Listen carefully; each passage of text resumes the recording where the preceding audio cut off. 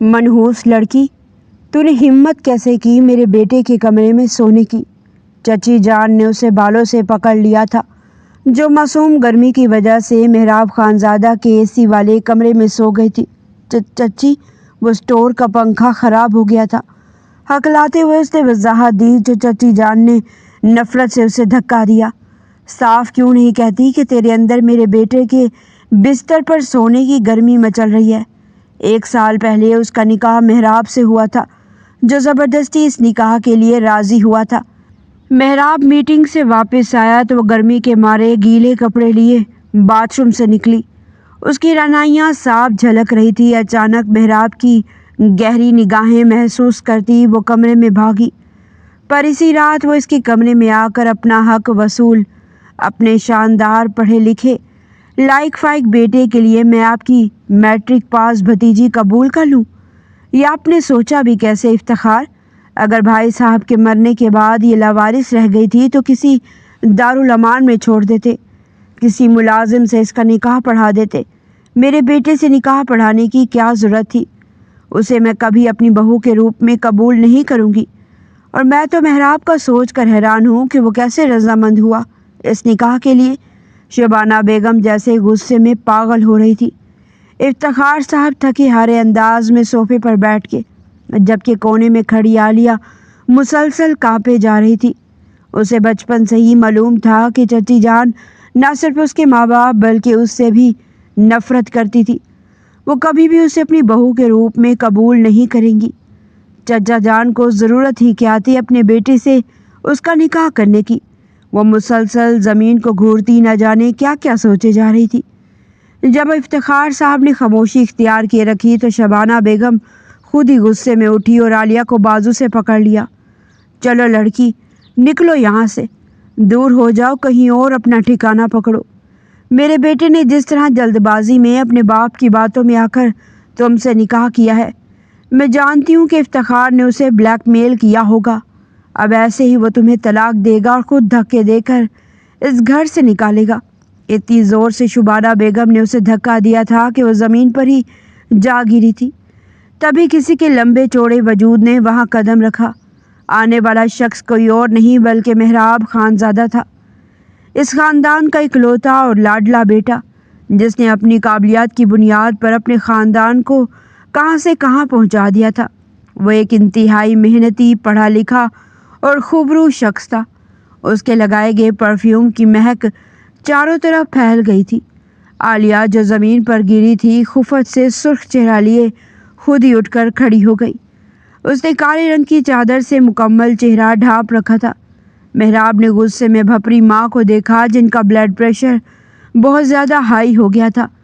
تبھی شبانہ بیگم کو ریلیکس کرنے کے لیے اس نے اس کے کندھے پر ہاتھ رکھا اور بازو کے گھیرے میں لا کر صوفے پر بٹھا دیا۔ آپ ناحق کتنا غصہ کر رہی ہیں؟ اپنے بیٹے کو جانتی ہے نا، کوئی اسے زبردستی کسی بات پر مجبور تو کر سکتا ہے، لیکن آگے کیا کرنا ہے اب یہ فیصلہ میرے ہاتھ میں ہے۔ ابھی آپ 4-5 دن پہلے مجھے کہہ رہی تھی کہ آپ کو ایک نئی ملازمہ چاہیے گھر کی کام کاج کرنے کے لیے۔ مہرین تو کالج میں پڑھ رہی ہے اور آپ اب گھر کا کام نہیں کر سکتی، تو اچھا نہیں ہے کہ آپ کو اس لڑکی کی صورت میں ایک ملازمہ مل گئی ہے۔ محراب کے یہ پتھریلے الفاظ عالیہ کے معصوم دل پر کسی پتھر کی طرح جا کر لگے تھے۔ ایک مہم سی امید تھی کہ شبانہ بیگم نے جس طرح اس سے نفرت کا اظہار کیا ہے، شاید محراب کے دل میں تھوڑا بہت اس کے لیے ہمدردی کا جذبہ ہو، لیکن اب وہ جان گئی تھی کہ آگے اس کے ساتھ کیا ہونے والا ہے۔ بیٹے کی بات سن کر شبانہ بیگم کے تنے ہوئے اعصاب ایک دم ہی ڈھیلے ہو گئے تھے۔ اب وہ دھیمی سی مسکراہٹ سے کہنے لگی، تم سچ کہہ رہے ہو، تمہیں اس لڑکی میں بالکل دلچسپی نہیں ہے۔ محراب نے کچڑتی نظر کالی چادر میں لپٹی عالیہ پر ڈالی تھی، جس کا چہرہ بھی واضح دکھائی نہیں دے رہا تھا۔ پھر اپنے بابا کی طرف دیکھنے لگا جو غصے سے اسے گھور رہے تھے۔ تبھی وہ اپنی ماں سے کہنے لگا، بابا نے مجھے پہلے وہاں بلایا اور پھر مجھے نکاح کے لیے مجبور کیا۔ مجھے بلیک میل کرنے لگی کہ میں ان کے مرتے ہوئے بھائی کی خواہش پوری کر دوں، انہیں سکون کی موت دینے کے لیے ان کی بیٹی سے نکاح کر لوں۔ اتنے لوگوں کے سامنے بابا کی عزت کا سوال تھا، اسی لیے میں مجبور ہو گیا۔ مجھے اس لڑکی میں بالکل بھی دلچسپی نہیں ہے، اور ہاں، जब आइंदा मैं घर आऊँ तो ये मुझे कहीं दिखाई नहीं देनी चाहिए, और मेरे सामने तो बिल्कुल भी नहीं। अब मैं कमरे में जा रहा हूँ आराम करने, क्योंकि मुझे सुबह एक अहम मीटिंग अटेंड करनी है। लंबा चौड़ा शानदार वजूद वहाँ से उठकर अपने कमरे में चला गया था और आलिया बुद्ध की तरह साकित खड़ी रह गई। इफ्तिखार साहब नज़रें चुराते अपने कमरे में चले गए थे, जबकि शुबाना बेगम तफाखुर से उठकर उसके सामने आई थी। सुन लिया ना लड़की कि तुम्हारी क्या औकात है मेरे बेटे की नज़र में, इसलिए इस बात पर कभी घुमंड नहीं करना कि तुम्हारा निकाह हुआ है मेहराब से तो तुम यहाँ की रानी बनकर राज करोगी। वो मेरा इकलौता बेटा है, अगर तुमने उसे रिझाने या फिर उसे अपनी अदाएं दिखाने की कोशिश की तो तुम्हें तलाक दिलवा कर इस घर से धक्के देकर निकलवा दूंगी।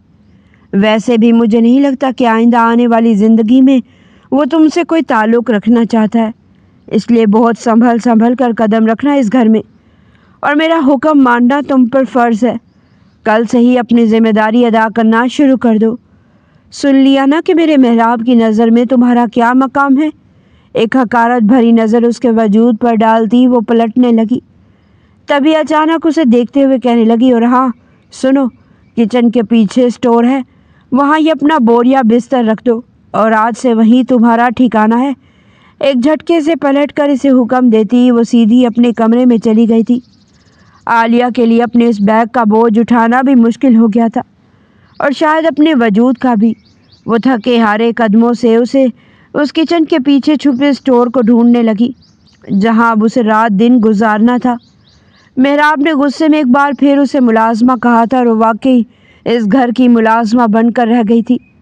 सुबह सबसे पहले उठकर नाश्ता बनाना, फिर किचन साफ़ करना, पूरे घर की सफाई करना, दोपहर का खाना तैयार करना, शाम की चाय बनाना और रात का खाना बनाकर बर्तन धोना, यही उसकी रोज़ की ज़िंदगी थी। सब अपने अपने कमरों में आराम से सो जाते, वो थके हुए कदमों से स्टोर रूम में चली जाती, जहाँ एक छोटा सा बिस्तर उसका इंतज़ार करता था। वो चादर ओढ़कर खामोशी से लेट जाती, जैसे उसकी अपनी कोई ख्वाहिश ही ना हो। इस घर में ज़्यादा लोग नहीं थे। चचा जान, चची जान, मेहराब और उसकी बहन महरीन। महरीन को शायद ये भी मालूम नहीं था कि उसके भाई की बीवी इस घर में नौकरानी की तरह रह रही है। आलिया बहुत जल्द समझ गई थी कि इस घर में उसकी हैसियत सिर्फ एक मुलाजमा की है। जब भी कोई मेहमान आता, चची जान उसे पहले ही स्टोर रूम में भेज देती। बाहर आने की ज़रूरत नहीं। अगर किसी ने पूछ लिया तुम कौन हो तो मैं क्या जवाब दोगी? मेरा बेटा खुद तुम्हें अपनी बीवी मानने को तैयार नहीं। वैसे भी मेहराब दूसरी शादी करेगा अपने बराबर के ख़ानदान में। आलिया हर बार खामोश रहती। जवाब देना उसे कभी नहीं आया था। उसके नसीब में शायद सिर्फ खामोशी लिखी थी। उसके अब्बू असलम थे और अम्मी नौरीन। अम्मी को टीबी हुई और गुर्बत ने उनसे इलाज का हक भी छीन लिया। वो आलिया को सिर्फ 10 साल की उम्र में छोड़कर दुनिया से चली गई। नानी ने उसे अपने पास रख लिया, लेकिन जब वो 16 साल की हुई तो नानी भी इस दुनिया से रुखसत हो गई। मामू ने साफ कह दिया कि अब अपनी बेटी को ले जाओ। असलम शर्मिंदा सा उसे अपने साथ ले आया, मगर उसके पास न पैसे थे न सहारा। आलिया ने मैट्रिक के बाद बच्चों को ट्यूशन पढ़ाना शुरू कर दिया। खुद भी प्राइवेट पढ़ती रही और बीए मुकम्मल कर लिया।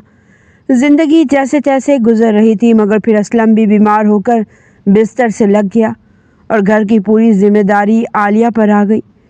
चचा जान ने इंसानियत के नाते अपने बेटे मेहराब से उसका निकाह तो कर दिया था, लेकिन वो जानती थी कि उसे इस रिश्ते की हैसियत कभी ना मिलेगी। आलिया, चाची जान की तेज़ आवाज़ पूरे घर में गूंजी। वो फ़ौरन किचन से बाहर आई। जी चाची जान, अभी तक खाना तैयार नहीं हुआ। आज महरीन के रिश्ते वाले आ रहे हैं, ज़रा ढंग का खाना बनाना। बिरयानी, कौरमा, कबाब, सलाद, स्वीट डिश सब कुछ होना चाहिए, कोई कमी नहीं होनी चाहिए। आलिया ने आहिस्ता से कहा, चची जान बिरयानी दम पर है, कबाब भी तैयार है, कौरमा भी बस होने वाला है। चची जान ने गुस्से से उसे घूरा। बस यही मसला है तुम्हारा, बहुत सुस्त हो तुम, काम चोर हो, हड हराम हो। यहाँ हराम की रोटियाँ तोड़ने नहीं लाए तुम्हें, जितना खाती हो उतना काम भी नहीं होता तुमसे। और सुन लो, जब महरीन के रिश्ते वाले आए तो अपनी शक्ल सामने मत लाना, सीधा स्टोर में जाना। अगर किसी ने तुम्हें देखकर सवाल कर लिया तो अच्छा नहीं होगा। आलिया ने सिर्फ इतना कहा, जी चची जान, और वो वापस किचन में आ गई। اسے جلدی جلدی کھانا پکانے کی تیاری شروع کر دی تھی۔ پسینے میں لت پت چہرہ، بھیگے کپڑے، لیکن اسے اپنا کوئی ہوش نہیں تھا۔ بس وہ نہیں چاہتی تھی کہ چچی جان کو اس سے کوئی شکایت ہو۔ جلدی جلدی کام میں مصروف، پسینے سے سرابور، اسے پانی تک پینے کا ہوش نہیں تھا۔ اسی لمحے کسی نے کچن میں قدم رکھا تھا۔ وہ محراب تھا جو کافی کا کہنے آیا تھا، لیکن سامنے کھڑی لڑکی کو دیکھ کر ایک لمحے کے لیے ٹھٹک گیا۔ سفید قمیض میں ملبوس محراب کے لیے اس کچن کی گرمی میں کھڑے ہونا بھی دشوار ہو گیا تھا، جبکہ وہ اس لڑکی کو دیکھ کر حیران رہ گیا تھا۔ عالیہ کو بھی اچانک کسی کی گہری نگاہوں کا احساس ہوا۔ وہ جیسے ہی پلٹی تو سامنے کھڑے محراب کو دیکھ کر چونک گئی۔ اس کی نگاہوں میں اجنبیت اور حقارت امیز تاثرات دیکھ کر عالیہ نے سر جھکا لیا۔ کچھ چاہیے تھا آپ کو؟ لڑکھڑاتے لہجے میں وہ اس سے پوچھ رہی تھی۔ محراب نے سر جھٹکا اور کچھ کہے بنا ہی کچن سے باہر چلا گیا، جیسے وہ اس سے بات بھی نہیں کرنا چاہتا ہو۔ عالیہ کی آنکھیں نہ جانے کیوں احساس پر بھی بھر آئی تھی۔ اسے بے اختیار محراب کے وہ الفاظ یاد آئے جو اس نے اپنی ماں سے کہے تھے کہ یہ لڑکی میرے سامنے نہیں آنی چاہیے۔ وہ اتنی نفرت کرتے ہیں مجھ سے، جس سے نکاح ہو کر وہ اس گھر میں آئی ہے۔ جب وہ شخص ہی اسے اپنانے کو تیار نہیں اور اس سے نفرت کرنے میں سب سے آگے ہے، تو پھر باقی کیوں پیچھے رہیں گے؟ پھر چچی جان اور مہرین کے رویے کو اسے اپنے دل پر نہیں لینا چاہیے تھا۔ اچانک شدید تھکن کا احساس اس کے وجود پر بھر گیا۔ سارا کھانا تیار کر کے تقریباً رات کے 11 بجے فارغ ہو کر وہ اپنے اسٹور نما کمرے میں آ کر لیٹ گئی۔ تھکن سے بری حالت تھی اور پنکھا بھی برائے نام چل رہا تھا۔ آج اس کے نکاح کو پورے 3 مہینے ہو گئے تھے، لیکن ان 3 مہینوں میں آج اس نے محراب کو دیکھا تھا، اور وہ احساس کتنا عجیب تھا۔ جب وہ کچن میں کھڑا اسے دیکھ رہا تھا، اس کی ایک نظر ہی اس کا دل دھڑکانے کے لیے کافی تھی، لیکن محراب کی آنکھوں میں اس کے لیے کتنی حقارت تھی، یہ سوچ کر پھر سے اس کی آنکھیں پانیوں سے بھر گئی تھی۔ تبھی اس نے اپنے وہ آنسو صاف کیے اور سونے کی کوشش کرنے لگی۔ ان 6 مہینوں میں وہ اپنی ضرورت کی ہر چیز کے لیے محتاج ہو گئی تھی۔ چچی جان سے کہنے کی ہمت نہ ہوتی اور خود مارکیٹ وہ جا نہیں سکتی تھی۔ شدید گرمی کے موسم نے اسے حد سے زیادہ پریشان کر رکھا تھا۔ اس شام بھی وہ کچن میں کھڑی کھانا بنا رہی تھی جب اسے محراب کی آواز آئی۔ میں اسلام آباد جا رہا ہوں 2 دن کے لیے، وہ یقیناً اپنی ماں کو بتا رہا تھا۔ عالیہ نے بھری ہوئی آنکھوں سے اسے دیکھا۔ وہ کتنا ڈیشنگ، کتنا ہینڈسم تھا، جو کسی بھی لڑکی کا خواب ہو سکتا تھا۔ وہ اس کی تقدیر میں لکھ دیا تھا خدا نے، لیکن شاید اس کا ساتھ اس کے نصیب میں نہیں تھا، تبھی وہ اس سے اتنا دور تھا۔ عالیہ کی آنکھوں میں آنسو تھے۔ اسے لگا شاید جانے سے پہلے ایک بار محراب اسے آواز دے گا، اپنا کوئی کام کہے گا، یا اس کی آنکھوں میں تھوڑی بہت اپنائیت ہی موجود ہوگی، لیکن محراب کے جانے سے پہلے ایک نظر بھی اس کے وجود پر نہیں پڑی تھی۔ وہ دروازے کے پاس ہی کھڑی تھی جب وہ اپنی ماں سے ملنے کے بعد دروازے سے باہر نکل چکا تھا۔ ایک بار بھی اس نے آگے سے کچھ کہنے کی کوشش نہیں کی تھی۔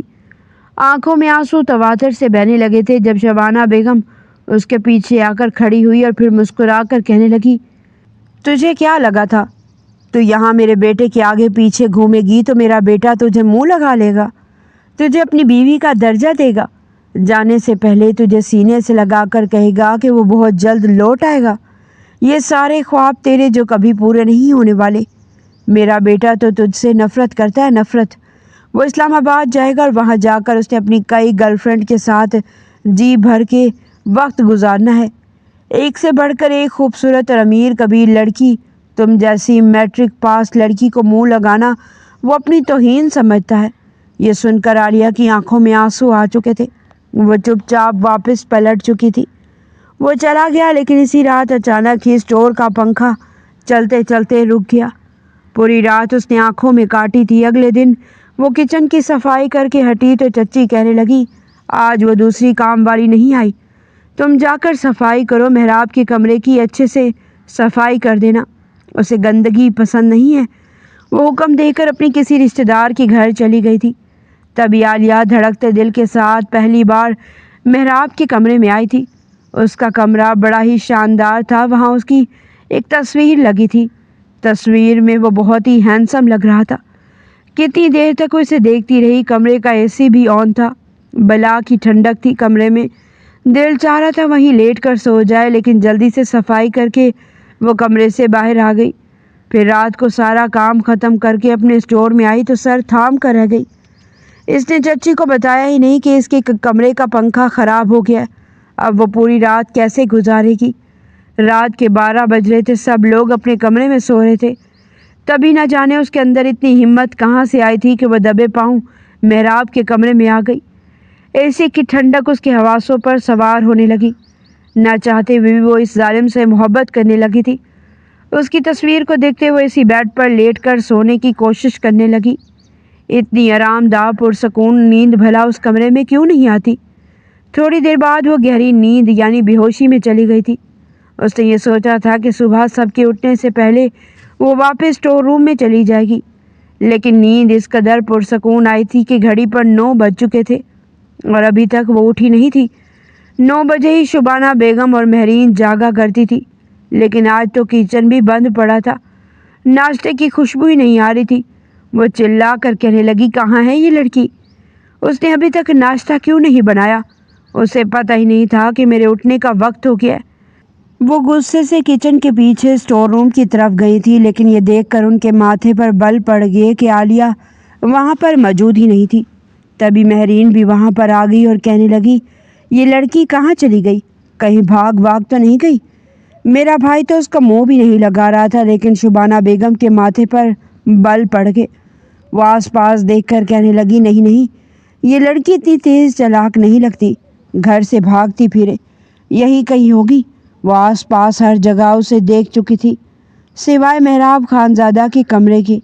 جیسے شبانہ بیگم نے محراب خانزادہ کے کمرے کا دروازہ کھول کر دیکھا تو سامنے کا منظر دیکھ کر ان کے ماتھے پر بل پڑ چکے تھے، کیونکہ وہ تو بڑے مزے سے بستر پر لیٹی اے سی میں کمبل لپیٹ کر سو رہی تھی۔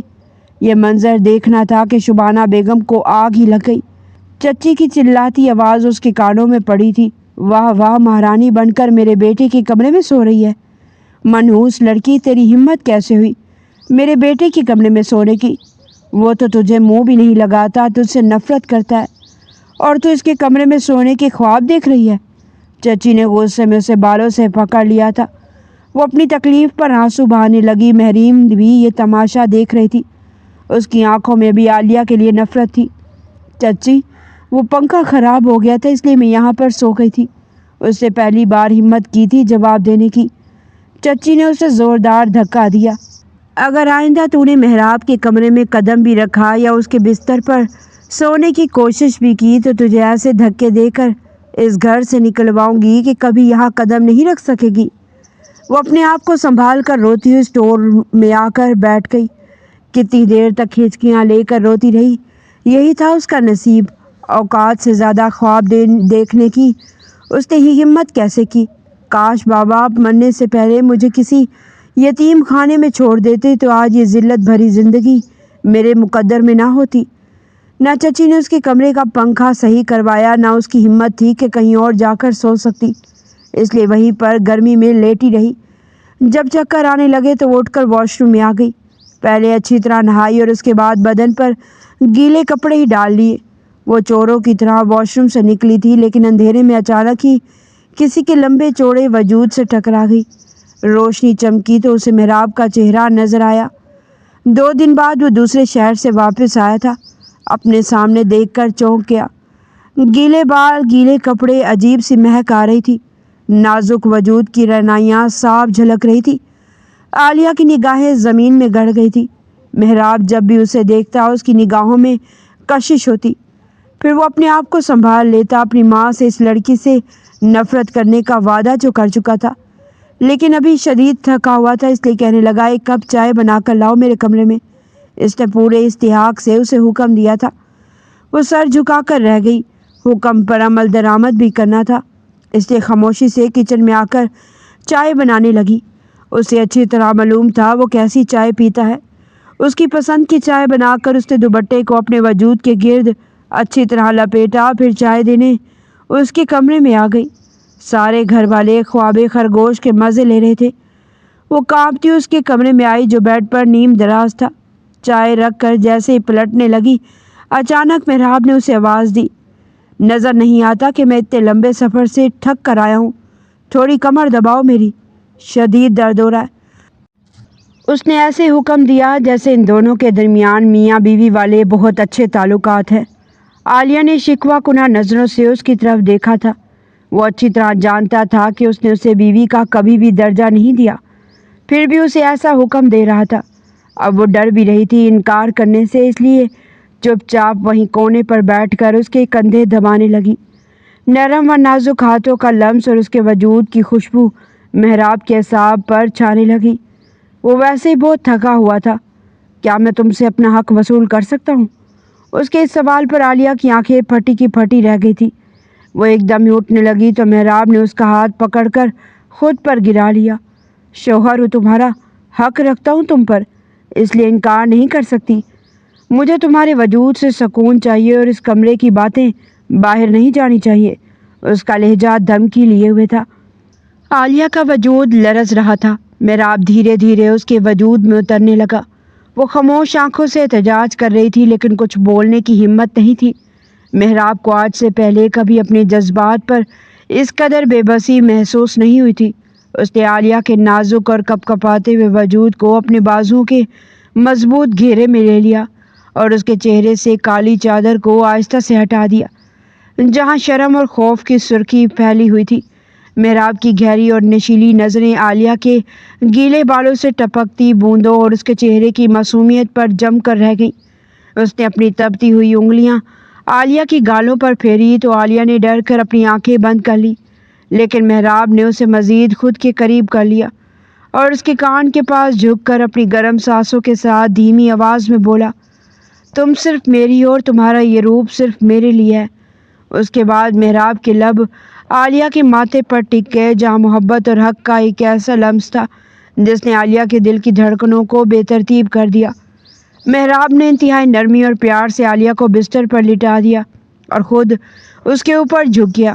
اس کے ہاتھ عالیہ کی نازک کمر کے گرد کس کے اور اس کے وجود کی دل فریب خوشبو میں خود کو مکمل طور پر بھلا بیٹھا۔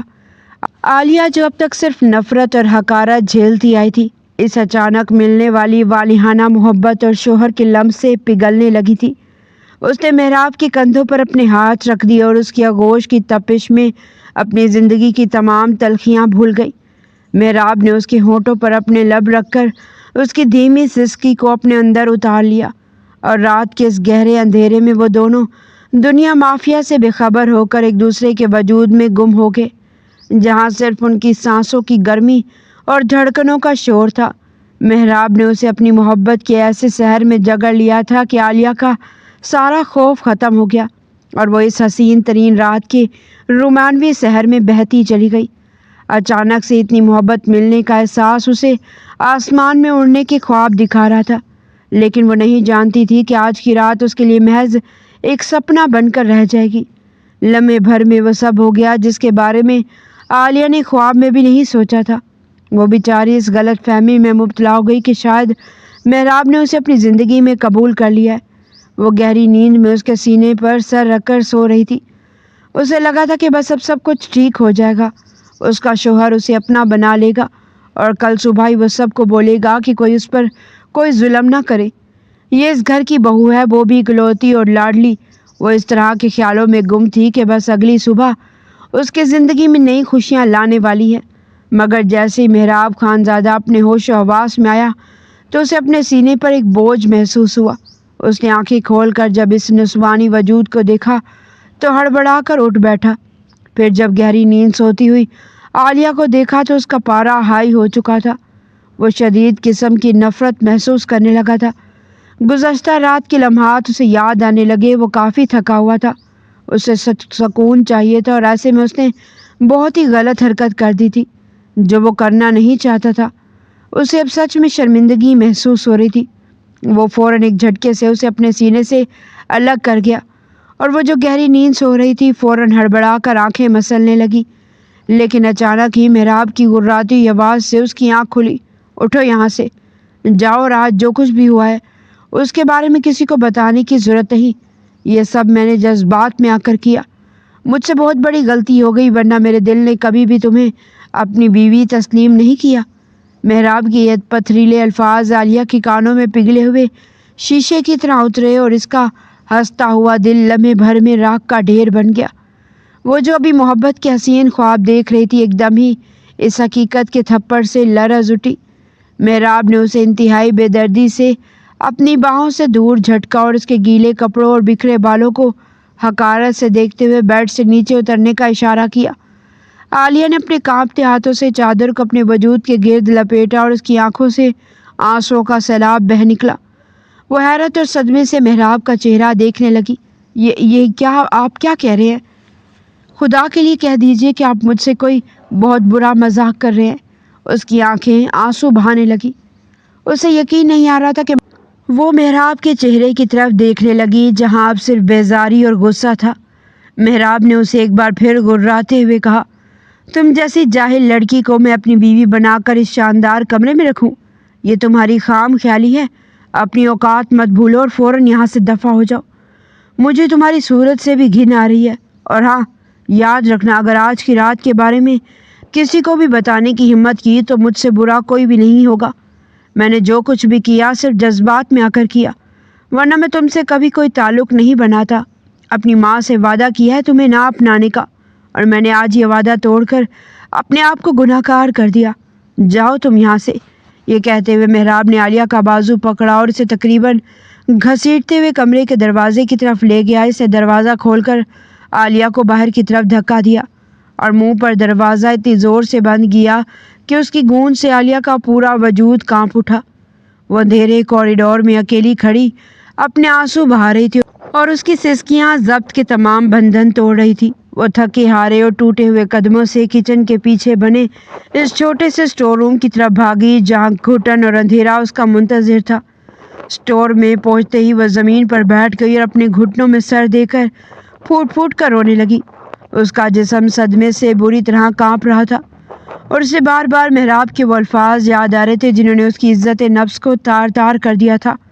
وہ رات کے اس پچھلے پہر اپنی بے بسی اور لاوارث ہونے پر تڑپ رہی تھی اور اس کے دل میں بس ایک ہی فریاد نکل رہی تھی کہ کاش اس کے ماں باپ زندہ ہوتے تو اسے اس طرح کھلونا بنا کر پھینکا نہ چاہتا۔ وہ اسی تپتے ہوئے فرش پر لیٹ کر سسکیاں لیتی رہی اور اس کے آنسو اس کے بستر کو بھگوتے رہے۔ کیوں کیا آپ نے میرے ساتھ ایسا؟ کاش آپ مجھے وہ لمحات نہ میسر کرتے، یا پھر وہ ذلت نہ دیتے جو کچھ وقت گزرنے کے بعد آپ کے الفاظ نے مجھے دی ہے۔ محراب جیسے واپس پلٹا تو دوبارہ بستر پر لیٹنے لگا، لیکن جیسے بستر کی چادر پر نظر پڑی تو اسے ایک دم سے گھن آنے لگی تھی اور شدید غصہ بھی آ چکا تھا کیونکہ بستر کی چادر کافی جگہ سے اپنا رنگ بدل چکی تھی۔ وہ تو بالکل سرشاری میں ڈوب کر اس کے وجود پر شدتیں لٹاتا رہا تھا، لیکن اب بستر کی چادر چیخ چیخ کر یہ گواہی دے رہی تھی کہ وہ معصوم سی لڑکی اپنی پاک دامنی اس کے حوالے کر چکی ہے۔ اسے شدید گھن آنے لگی تھی۔ وہ اس بستر پر لیٹ نہیں سکتا تھا۔ غصے سے اس نے بستر کی چادر کو اٹھا کر فرش پر پٹکا تھا اور پھر الماری سے دوسری بیڈ شیٹ نکال کر اس نے بستر پر بچھائی تھی۔ رہ رہ کر اسے وہ لڑکی یاد آ رہی تھی، وہ لمحات یاد آ رہے تھے جو اسے اس کے قریب لے کر گئے تھے، لیکن اب اسے گھن محسوس ہو رہی تھی۔ وہ دل ہی دل میں سوچ چکا تھا کہ اب جو کچھ مرضی ہو جائے وہ دوبارہ اس لڑکی کے قریب نہیں جائے گا، اسے ہاتھ نہیں لگائے گا، خود کو کمزور پڑنے نہیں دے گا۔ وہیں دوسری جانب عالیہ کے وجود میں درد کی ٹھیسیں اٹھ رہی تھی، مونڈی ڈھال تھی اور اس سے بھی کہیں زیادہ اذیت اسے محراب کا رویہ دے چکا تھا۔ وہ پوری رات روتی رہی۔ صبح اس نے اپنے آنسو خشک کر لیے تھے۔ ناشتے کی ٹیبل پر محراب نے اسے نظر بھر کر بھی نہیں دیکھا تھا، لیکن وہ نہیں جانتا تھا اس کا غرور اور اس کا تکبر خدا ایک جھٹکے میں توڑنے والا ہے۔ وہ صبح اپنے آفس پاؤں پر چل کر گیا تھا، لیکن گھر واپس آتے ہوئے اچانک اس کی گاڑی شدید ایکسیڈنٹ کا شکار ہو گئی تھی۔ گھر پر آنے والے فون نے قیامت ڈھا دی تھی۔ محراب خانزادہ کا ایکسیڈنٹ ہو گیا ہے۔ وہ اس وقت ہاسپٹل میں زندگی و موت کی جنگ لڑ رہا ہے۔ یہ خبر آتے ہی چچا جان، چچی اور مہرین سب ہاسپٹل بھاگے تھے، جبکہ وہ معصوم جو چپ چاپ کچن میں کھڑی کام کر رہی تھی اسے بھی ملازمہ نے بتایا تھا کہ محراب کے ساتھ یہ سب ہوا ہے۔ اس نے یہ خبر سنتے ہی اپنے دل پر ہاتھ رکھ لیا تھا۔ بس اس کا ایک ہی ورد لگا رہا تھا کہ اس کا سہاگ سلامت رہے، بھلے وہ جیسا بھی تھا اس کا شوہر تھا۔ اس کا دل دھک دھک کر رہا تھا۔ تو کیا خدا جان بوجھ کر ان دونوں کا وہ رشتہ بنانا چاہ رہا تھا؟ وہ حیرت سے سوچ میں مبتلا تقدیر کے اس انجام پر حیران تھی۔ ہاسپٹل پہنچتے ہی شبانہ بیگم نے تو وہاں پر وویلا مچا دیا تھا۔ जैसे ही डॉक्टर ऑपरेशन थिएटर से बाहर निकला तो वो डॉक्टर का गिरबान पकड़कर चीख चीख कर कहने लगी, कहाँ है मेरा बेटा, किस हालत में है, ठीक तो है ना? मैं पैसा पानी की तरह बहा दूंगी लेकिन मेरे बच्चे को कुछ नहीं होना चाहिए। अगर मेरे बेटी को कुछ हुआ तो मैं तुम लोगों को जिंदा नहीं छोड़ूंगी। एक एक को अपनी नौकरी से हाथ धोना पड़ेगा। शुबाना बेगम तो धमकियों पर उतर आई थी। डॉक्टर आस पास के बाकी लोग भी इस औरत के सलूक पर हैरान रह गए थे। डॉक्टर ने फौरन अपना कॉलर शुबाना से छुड़वाया और फिर कहने लगा, देखिए बीबी, हम डॉक्टर हैं, हमारा काम है इलाज करना, बाकी ज़िंदगी और मौत तो अल्लाह ताला के इख्तियार में है।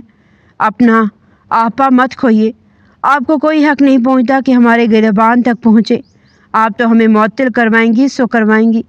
इससे पहले ये ना हो कि मुझे सिक्योरिटी को बुलाकर आपको धक्के मारकर इस हॉस्पिटल से निकलवाना पड़े। डॉक्टर शुबाना बेगम को खरी खरी सुना चुका था। तभी महरीन फ़ौरन आगे बढ़ी और अपनी माँ को बेंच पर बिठाकर कहने लगी, डॉक्टर साहब, मेहराब मेरा इकलौता भाई है। अम्मी की तरफ से मैं आपसे माफ़ी मांगती हूँ। बताएं मेरा भाई किस हाल में है, वो ठीक तो है ना? डॉक्टर ने महरीन को देखा, फिर कहने लगा, हम अपनी तरफ से पूरी कोशिश कर रहे हैं लेकिन ब्लीडिंग काफ़ी ज़्यादा हो चुकी है और फिर उनकी दोनों टांगें भी टूट चुकी हैं। हम अपनी तरफ से पूरी कोशिश कर रहे हैं लेकिन अभी तक इन्हें होश नहीं आ रहा।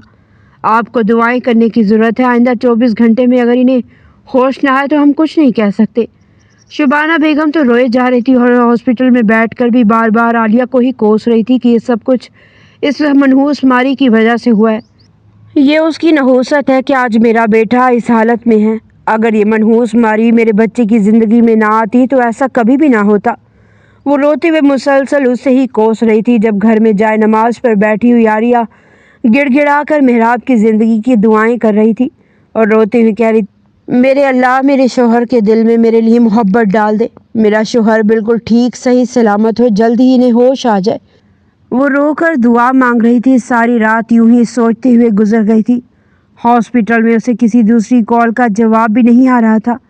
एक दो बार उसने शुबाना बेगम को कॉल करने की कोशिश की थी लेकिन चची ने उसे आगे से खरी खरी सुना दी थी कि क्या सुनना चाहती है, कि मेरे बेटे का जनाजा कब उठेगा। रोती हुई आलिया कहने लगी कि अल्लाह ना करे, वो मेरा सुहाग है, मेरा शोहर है, मैं ऐसा क्यों चाहूँगी। लेकिन शुबाना बेगम ने कॉल बंद कर दी थी। अगली सुबह ही मेहराब को होश आ चुका था। एक बार फिर से उसे ख्वाब में वही हादसा होता दिखाई दिया था। वो हड़बड़ाकर होश में आ गया। इस वक्त फजर का वक्त था। उसने अपनी आंखें खोली, खुद को हॉस्पिटल के बेड पर पाया और अपने आसपास मौजूद मशीनों को देखा तो सिटपिटा सा गया। उसने ऑक्सीजन मास्क को अपने चेहरे से हटाया और खांसने लगा। तभी मेल नर्स ने जब देखा तो फौरन आगे बढ़ा। डॉक्टर्स को बुलाया गया। वहाँ शुबाना और महरीन भी अपने दिलों को थाम कर दरवाजे के पास आकर खड़ी हो चुकी थी।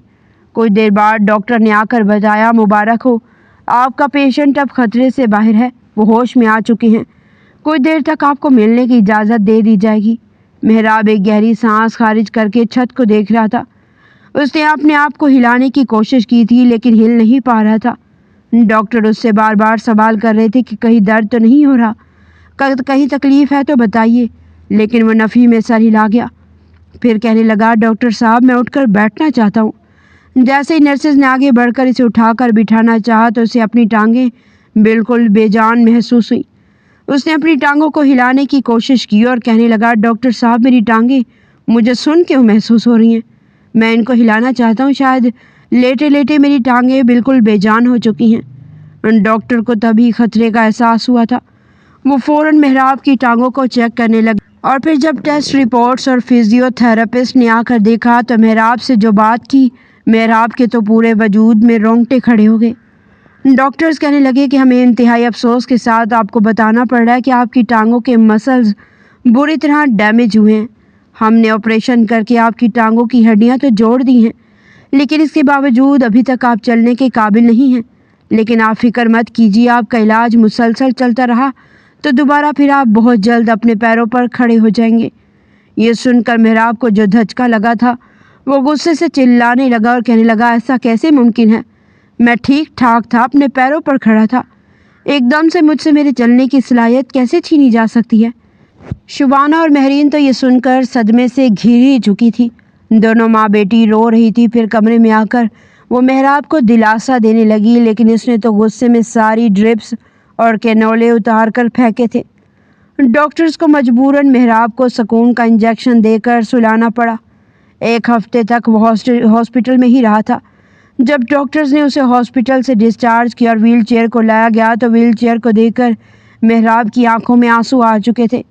شبانہ بیگم کہنے لگی، بیٹا فکر مت کر، دیکھتا نہیں ہے ڈاکٹر کیا کہتا ہے کہ بہت جلد تو ٹھیک ہو جائے گا، بس کچھ مہینوں کی بات ہے۔ اسے اٹھا کر ویل چیئر پر بٹھا چکے تھے اور پھر کچھ دیر بعد ہی محراب گھر تھا۔ ابھی بھی پریشانی کے عالم میں جھلستی ہوئی عالیہ پریشان بیٹھی تھی، لیکن جب اس نے محراب کو ویل چیئر پر دیکھا تو اس کی آنکھوں میں آنسو آ چکے تھے۔ جیسے ہی وہ آگے بڑھ کر محراب کی طرف جانے لگی تو شبانہ بیگم نے اسے دور سے ہی روک دیا اور کہنے لگی، خبردار، جو تو نے میرے بیٹے کو ہاتھ لگانے کی کوشش کی یا قریب آنے کی ہمت بھی کی، تیری وجہ سے آج میرا بیٹا اس حالت میں پہنچا ہے۔ تم جیسی منحوس جب سے اس گھر میں آئی ہے، ہماری خوشیوں کو گرہن لگ چکا ہے۔ تیری وجہ سے میرا بیٹا اس حالت میں پہنچ چکا ہے۔ محراب فی الحال صدمے میں تھا، وہ کچھ بھی نہ بولا بلکہ سر جھکا کر بیٹھا رہا، جبکہ عالیہ کی قدم وہیں پر رک چکے تھے، محراب کو اس کے کمرے میں چھوڑ کر جا چکے تھے۔ ڈاکٹر نے بھی اسے یہی کہا تھا کہ اگر تم یوں پریشان رہو گے تو پھر ٹھیک کیسے ہوگے؟ یہ مت کرو، تم ہمت کرو اور بہت جلد اپنے قدموں پر واپس کھڑے ہو جاؤ گے، یوں دل نہیں ہارا کرتے۔ وہیں مہرین اور شبانہ نے بھی اس سے کہا تھا کہ بیٹا تو فکر مت کرنا، جب تو ایک بار آواز دے گا خود تیرے کمرے میں تیرے پاس پہنچ جائیں گے۔ فی الحال وہ مکمل بیڈ ریسٹ پر تھا، اس کے لیے ایک میل نرس کا انتظام کیا گیا تھا۔ کھانے پینے کی ہر ایک چیز عالیہ اس کے لیے دل سے بنا رہی تھی اور لے کر شبانہ اس کے کمرے میں جاتی تھی۔ رہ کر نہ جانے کیوں بار بار محراب کو یہی احساس ہو رہا تھا کہ اس کے ساتھ اگر یہ سب کچھ ہوا ہے تو شاید اس رات کی وجہ سے، کیونکہ اس نے اپنی بیوی کے ساتھ بہت ہی برا سلوک کیا تھا۔ بھلے اس کی بیوی کے منہ سے اس کے لیے کوئی غلط الفاظ نہیں نکلے تھے، لیکن خدا کی لاٹھی تو بے آواز ہوتی ہے۔ خدا تو انصاف کر کے رہتا ہے، اور شاید اس کی اسی حرکت کی وجہ سے آج خدا نے اسے محتاج کر دیا تھا۔ وہ اندر ہی اندر بے چین ہو چکا تھا۔ زندگی نے اسے دوسرا موقع دیا تھا، لیکن اس کی ماں نے ایک بار بھی عالیہ کو اس کے سامنے آنے نہیں دیا تھا۔ 20 دن ہو چکے تھے، وہ پہلے سے کافی بہتر محسوس کر رہا تھا۔ ویل چیئر پر اکثر کمرے سے باہر نکلتا، کچھ دیر صحن میں گزارتا اور پھر کمرے میں آ کر لیٹ جاتا، لیکن پھر بھی ایسی بہت سی باتیں تھیں جس میں ایک بیوی کا پاس ہونا ضروری ہے۔ اس روز میل نرس چھٹی پر تھا اور گھر میں بھی خاموشی تھی۔ خاندان میں فوتگی ہو چکی تھی، شبانہ بیگم وہیں پر گئی ہوئی تھی۔ جب محراب خانزادہ بار بار ماں کو آواز دینے لگا تو مہرین لاؤنج میں بیٹھی تھی اور موبائل استعمال کر رہی تھی۔ اسے اپنے بھائی کی آواز آ بھی رہی تھی، پھر بھی اس کے کانوں پر جوں تک نہیں رینگی تھی۔ کچن میں برتن سمیٹتی ہوئی عالیہ نے جب آواز سنی تو وہ باہر نکلی اور مہرین سے کہنے لگی، مہرین تمہارے بھائی تمہیں آواز دے رہے ہیں، تم جا کیوں نہیں رہی؟ مہرین نے کندھے اچکار کر کہا، بار بار نہیں جایا جاتا، صبح سے 10 بار تو آواز دے چکے ہیں، کبھی یہ پکڑا دو کبھی وہ پکڑا دو، انہوں نے تو نوکر بنا کر رکھ دیا ہے۔ عجیب بات ہے، پتہ نہیں میل نرس ان کا کہاں ہے، مجھ سے تو نہیں دیکھا جاتا بار بار۔ اتنی تکلیف ہو رہی ہے تو جاؤ خود جا کر دیکھ لو کیا کہتے ہیں۔ عالیہ کو مہرین کے الفاظ پر شدید غصہ آیا تھا۔ وہ محراب کے سامنے جانا نہیں چاہتی تھی، لیکن پھر بھی ہچکچاتے ہوئے اس کے کمرے میں پہنچی۔ جیسے اندر داخل ہوئی تو سامنے کا منظر دیکھ کر اسے جھٹکا لگا، کیونکہ محراب شاید پانی پینا چاہتا تھا اور جگ سائڈ ٹیبل پر اوپر کافی دوری پر پڑا ہوا تھا۔ اس نے آگے بڑھ کر جگ اٹھانا چاہا تھا، لیکن وہ خود ہی آدھا بیڈ سے نیچے گر چکا تھا۔ فوراً سے عالیہ آگے بڑھی اور کہنے لگی، آپ مجھے آواز دے دیتے، آپ نے خود پانی پینے کی کوشش کیوں کی؟ وہ جلدی سے اسے سہارا دے کر اوپر اٹھا چکی تھی۔ محراب نے عالیہ کو اتنے روز بعد اپنے سامنے دیکھا تو کہنے لگا، مما کہاں ہیں؟ میں کب سے آوازیں دے رہا ہوں، اور یہ مہرین کہاں ہے؟ کہاں مر گئی؟ وہ فوراً اٹھ کر جاتے ہوئے کہنے لگی، باہر ہی بیٹھی، اور اگر آپ کو برا لگا ہو تو سوری، لیکن آپ کی آواز سن کر مجبوراً مجھے کمرے میں آنا پڑا۔ محراب گہری سانس خارج کر رہا تھا۔ اس لڑکی کو دیکھ کر نہ جانے کیوں اس کا دل بھر آیا تھا۔ وہ گہری سانس خارج کر کے کہنے لگا، کیسی بیوی ہو تم؟ ایک بار بھی مجھ سے پوچھے نہیں آئی۔ تم تو خوش ہوگی نا کہ اچھا ہوا میرے ساتھ، میں نے تمہیں بیوی ہونے کا حق نہیں دیا اور خدا نے مجھ سے یہ صلاحیت ہی چھین لی، مجھے معذور کر دیا۔ وہ فوراً نفی میں سر ہلا کر کہنے لگی، نہیں، یہ کیسی باتیں کر رہے ہیں آپ؟ جتنی جائے نماز پر بیٹھ کر آپ کے لیے دعائیں کی ہیں اور اتنی آج تک کسی کے لیے نہیں کی۔ آپ بہت جلد ٹھیک ہو جائیں گے۔ وہ اس کے لبوں سے پانی کا گلاس لگا کر پلا رہی تھی اور ساتھ ہی کہہ رہی تھی۔ اسے اتنے قریب دیکھ کر اس کے وجود سے اٹھنے والی خوشبو محراب کو ایک بار پھر اس کا دیوانہ بنا رہی تھی۔ پھر کہنے لگا، آج میل نرس نہیں آیا، گرمی بہت ہے، میں فریش ہونا چاہتا ہوں۔ جانتی ہو نا، جب تک فریش نہ ہوں مجھے سکون نہیں آتا، تو مجھے واش روم لے کر چلو۔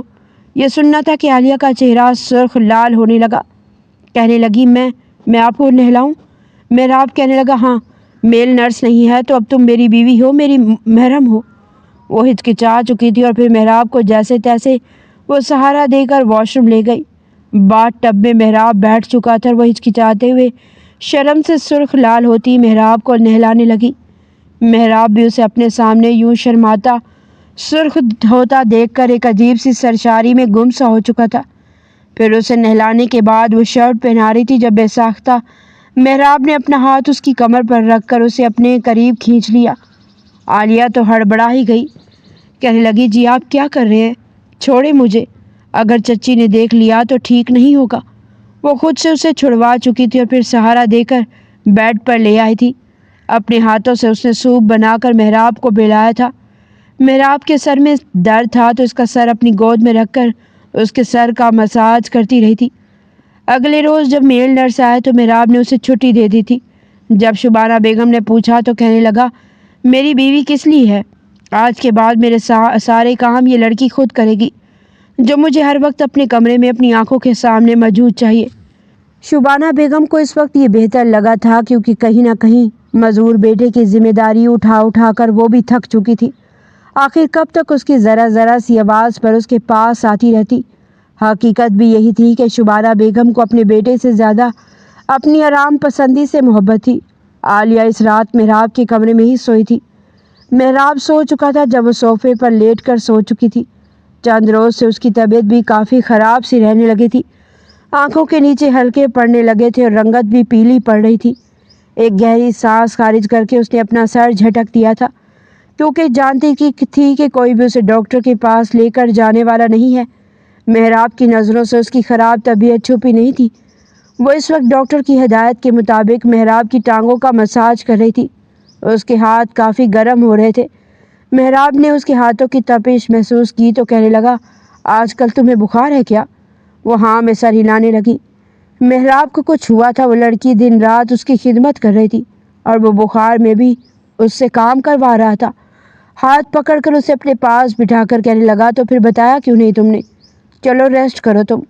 لیکن وہ فوراً نفی میں سر ہلا کر بولی، نہیں، مجھے ابھی کھانا تیار کرنا ہے، آپ کے لیے الگ سے پرہیزی کھانا بنانا ہے اور کپڑے بھی پریس کرنے ہیں۔ سو گئی تو کام کون کرے گا؟ محراب کہنے لگا، کام ہوتے رہیں گے، ملازمہ موجود ہے، تم کچھ دیر آرام کر لو۔ لیکن جیسے ہی وہ سونے کے لیے لیٹی تو ایک دم سے اس کا جی متلانے لگا تھا۔ واش روم میں جا کر کہہ رہی تھی، تبھی کمرے میں شبانہ بیگم داخل ہوئی۔ آج پورے 2 دن بعد انہوں نے بیٹے کے کمرے کا رخ کیا تھا۔ اپنی ماں کو دیکھ کر کہنے لگا، ماما، کہیں آپ اپنے کمرے کا راستہ تو نہیں بھول گئی؟ شبانہ بیگم فوراً کہنے لگی، ارے نہیں بیٹا، گھر میں اور بھی کام ہوتے ہیں نا، اس لیے تمہارے پاس آنے کا وقت ہی نہیں ملتا۔ ویسے بھی تمہیں پرائیویٹ ملازمہ رکھ کر دی ہوئی ہے، تمہیں جو چاہیے تم اس سے کہہ لیا کرو۔ اچھا ذرا اپنے اکاؤنٹ سے 1.5 لاکھ تو بھیج دو مہرین کو، اسے ضرورت ہے۔ پیسوں کی بات کرنے شبانہ کمرے میں آئی تھی، لیکن واش روم سے آتی آوازیں سن کر ان کے ماتھے پر بل پڑ گئے۔ کہنے لگی، یہ اس لڑکی نے کیا گند مچا رکھا ہے؟ کر کیا رہی ہے؟ جیسی اس کی حالت ہے کچھ دنوں سے میں بڑے غور سے دیکھ رہی ہوں۔ وہ چکراتے ہوئے باہر نکلی اور کہنے لگی، چچی مجھے ڈاکٹر کے پاس لے جائے، میری طبیعت مجھے ٹھیک نہیں لگ رہی۔ محراب بھی یہی کہنے لگا، ماں اسے ڈاکٹر کے پاس لے جائے، اس کی طبیعت مجھے ٹھیک نہیں لگ رہی۔ شبانہ بیگم اسے سر سے پاؤں تک دیکھ کر کچھ نہ کچھ اندازہ تو لگا ہی چکی تھی۔ پھر محراب کے کہنے پر وہ اسے ڈاکٹر کے پاس لے کر گئی تو ڈاکٹر نے چیک اپ کرنے کے بعد کہا، آپ کی بہو پریگننٹ ہے۔ یہ سننا تھا کہ شبانہ بیگم کے تو کانوں سے دھواں نکلنے لگا۔ گھر آتے وہ زوردار تھپڑ اس کے منہ پر مار چکی تھی اور کہنے لگی، ایسا کیسے ممکن ہے؟ میرے بیٹے نے تو تجھ جیسی بد شکل کو آج تک ہاتھ نہیں لگایا، اور اب تو ویسے اس کی ٹانگیں کام نہیں کرتی۔ بتا کس کے ساتھ منہ کالا کیا ہے تو نے؟ عالیہ تو خوش تھی کہ یہ خوشخبری سن کر گھر کا ماحول کچھ بہتر ہو جائے گا، اس کے لیے دل میں محبت آ جائے گی، لیکن شبانہ بیگم تو الٹا اس کے کردار پر بات کرنے لگی تھی۔ باہر سے اٹھتے شور کی آواز سن کر محراب ویل چیئر پر بیٹھ کر باہر آیا تو سامنے اپنی ماں کی کڑوی کسیلی باتیں سن کر شش و پنج میں رہ گیا۔ شبانہ بیگم کہنے لگی، دے طلاق اس بد کردار کو، دیکھ تیرے پیچھے اس نے کیا گل کھلایا ہے۔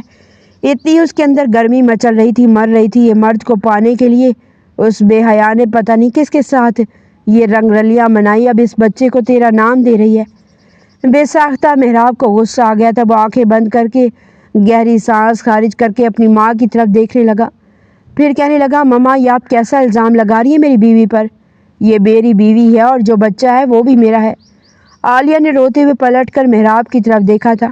شبانہ بیگم کے تو غصے کی کوئی انتہا نہیں رہی تھی، کہنے لگی، یہ سب کب ہوا؟ میں نے تو تمہیں کہا تھا کہ اس لڑکی کو کبھی بھی وہ عزت وہ مقام نہ دینا، تم نے میرے ساتھ وعدہ خلافی کی ہے، تم نے میری آنکھوں میں دھول جھونکی۔ محراب بھی گہری سانس خارج کر کے کہنے لگا، ماما میں مرد ہوں اور یہ میری بیوی تھی، میں خود پر قابو رکھتا رہا، لیکن پھر ایک رات میں نے اس سے اپنا حق وصول کر لیا، اور ویسے بھی اتنے دنوں میں جتنی خدمت میری عالیہ نے کی ہے اسے میں ہی جانتا ہوں۔ مجھے تو اس کے سامنے شرمندگی محسوس ہوتی ہے کہ میں اس کے ساتھ کتنا بدتر رویہ رکھتا رہا۔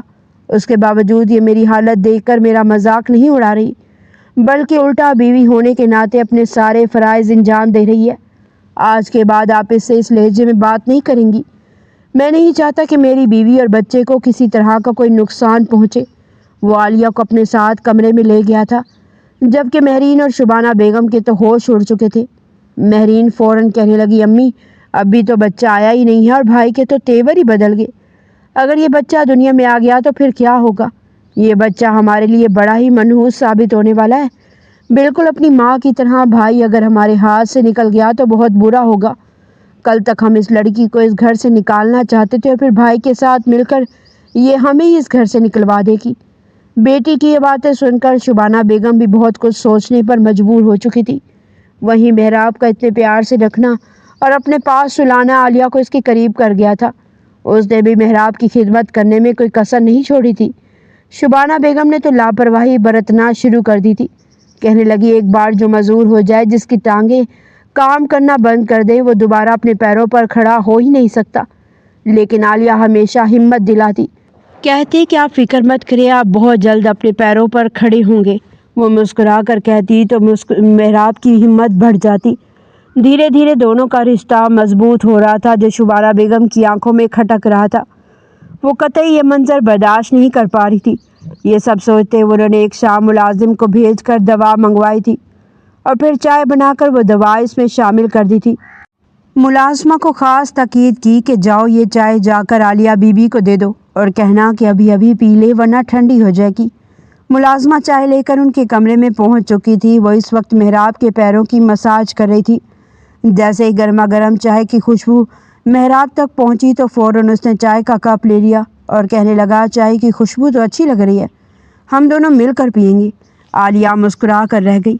جیسے محراب نے وہ کپ اپنے لبوں سے لگانا چاہا، شبانہ بیگم فوراً کمرے میں آ گئیں اور چائے کا کپ بیٹے سے چھین کر کہنے لگی، یہ تم کیا کر رہے ہو؟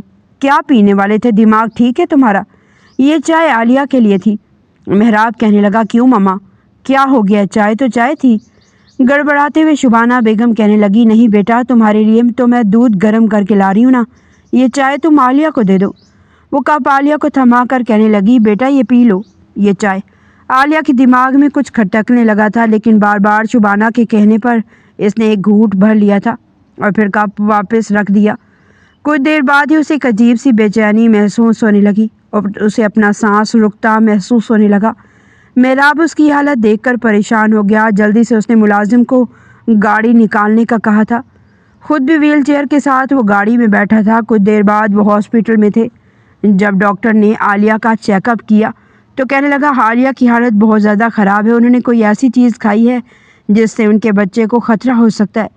یہ سن کر محراب کے ماتھے پر بل آ چکے تھے اور عالیہ روتے ہوئے کہنے لگی، مجھے پتا تھا یہ لوگ کبھی بھی مجھے خوش نہیں دیکھ سکیں گے۔ محراب، آپ کی ماں نے اس چائے میں کچھ ملا رکھا تھا، وہ آپ کے اولاد کو میری کوکھ سے مارنا چاہتی تھی۔ محراب خانزادہ کو یہ بات بالکل بھی ہضم نہیں ہو رہی تھی۔ ڈاکٹر نے اپنی طرف سے ٹریٹمنٹ شروع کر دیا تھا۔ محراب بغیر اطلاع کیے فوراً گھر لوٹا اور اپنی ماں سے اس بارے میں بات کرنا چاہتا تھا، لیکن کمرے سے مہرین اور شبانہ کی آوازیں گونج رہی تھی۔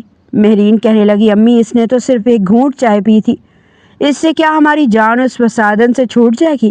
شبانہ بیگم کہنے لگی، ہاں میں نے جو دوا ملائی تھی وہ بڑی ہی زور اثر ہے، امید تو ہے کہ ایک گھونٹ ہی کام دکھا جائے گا، بس جلد از جلد اس سے اور اس کی اولاد سے پیچھا چھوڑ جائے، ورنہ محراب تو ہم سے رشتے ناتے ہی ختم کر کے اپنی بیوی کا مرید بن جائے گا۔ تبھی محراب نے غصے سے دروازہ کھولا۔ سامنے کا منظر دیکھ کر ان کی آنکھوں میں حیرت آ چکی تھی۔